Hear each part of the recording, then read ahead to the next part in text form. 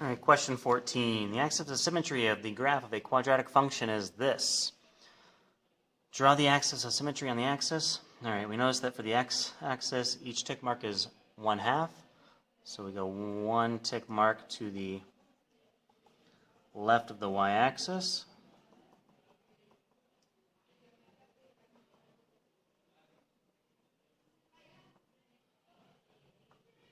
And write that down. The graph of the quadratic function intersects the x-axis at this data point. It's data point n. There is a second point which also intersects the x-axis, and we know that because if this is the axis of symmetry, every data point that exists to the right exists the same distance away from the axis of symmetry to the left.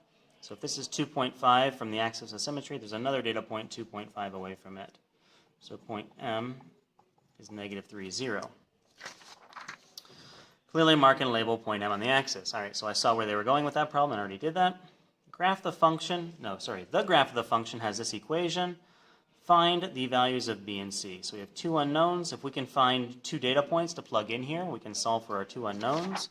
And look at that, we have two data points right here. So we plug in these two data points and find the values of b and c. When y equals 0, x equals 2. When y equals 0, x equals -3. Go ahead and do some math to make this look a little nicer.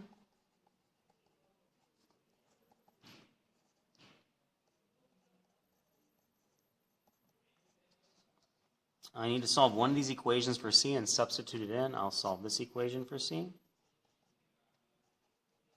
When this gets moved to the other side, it becomes positive. When this gets moved to the other side, it becomes negative. Plug that into this equation. C is 3b minus 9. Group like terms. Add 5 to both sides. Divide both sides by 5, and I get b is equal to 1. I plug that into this equation to find out what c is. C is equal to -6. So I found the values of b and c. Draw the graph of the function on the axis. All right, well, I don't know how many more points they want me to do. I do know that c is the y-intercept, so I can plot that data point. I know that the axis of symmetry is the x value for the vertex. If I didn't know that, I could solve for it. -b divided by 2a. A is 1, b is -1, or sorry, b is +1. We make that negative, so -1/2, which is what we already knew. I can plug that into my equation.